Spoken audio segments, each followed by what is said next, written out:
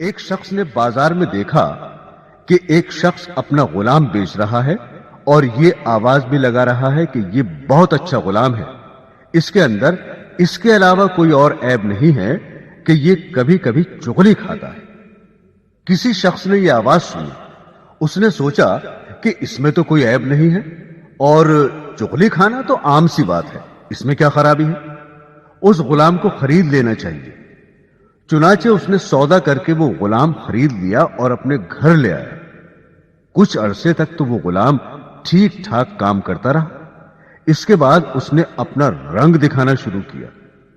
چونکہ چغل خوری کے اندر وہ ماہر تھا، اس لیے اس نے چغل خوری کے اندر اپنا کرتب دکھلایا اور سب سے پہلے وہ اپنی مالکہ کے پاس گیا اور اس سے جا کر کہا کہ آپ کے شوہر جو میرے آقا ہیں وہ کسی اور عورت سے تعلق رکھتے ہیں اور اس کے پاس آتے جاتے ہیں، اور عنقریب وہ آپ کو چھوڑ کر اس سے شادی کر لیں گے، اور میں آپ کی خیر خواہی کے لیے بتا رہا ہوں، کسی اور کو مت بتانا۔ یہ باتیں سن کر وہ بیوی بہت گھبرائی اور پریشان ہوئی۔ پھر خود غلام ہی نے اس کی پریشانی کا علاج بتایا کہ مجھے ایک ترکیب آتی ہے، تم اس پر عمل کر لو۔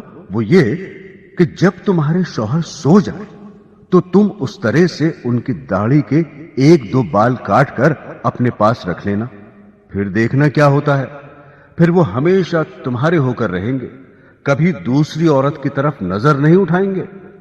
عورت نے جواب دیا کہ یہ کیا مشکل کام ہے، یہ تو میں آج ہی کر لوں گی، خدا نہ خواستہ کل کو کچھ اور ہو گیا تو کیا ہوگا۔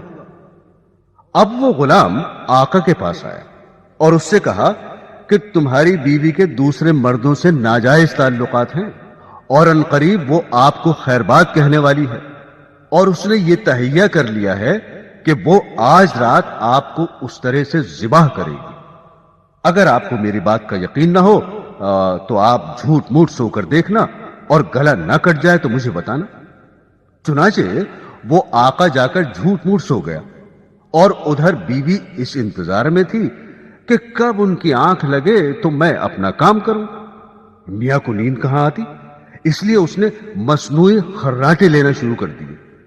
اب تو بیوی کو یقین ہو گیا کہ میاں صاحب کو نیند آ گئی، فوراً اس طرح لے کر پہنچی، اور ابھی ہلکا سا اس طرح گلے پر رکھا ہی تھا کہ آقا نے فوراً آنکھ کھول دی اور بیوی کو پکڑ کر کہا، اچھا تو تم مجھے ذبح کرنا چاہ رہی تھی۔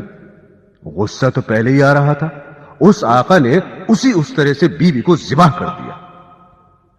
جب بیوی کے خاندان والوں کو پتا چلا کہ شوہر نے ہماری بیٹی کو ذبح کر دیا ہے، انہوں نے آ کر اس طرح سے شوہر کو پکڑ کر ذبح کر دیا۔ اب شوہر کے خاندان والے بھی آ گئے اور دونوں خاندانوں میں خوب جھگڑا ہوا اور 20 لاشیں گر گئیں۔ تو محترم سامعین، آپ نے دیکھا کہ اس غلام نے ذرا سی چغلی سے کس طرح سے دونوں خاندانوں کو تباہ کر دیا۔ اسی لیے اس چغلی کو شریعت نے حرام قرار دیا ہے۔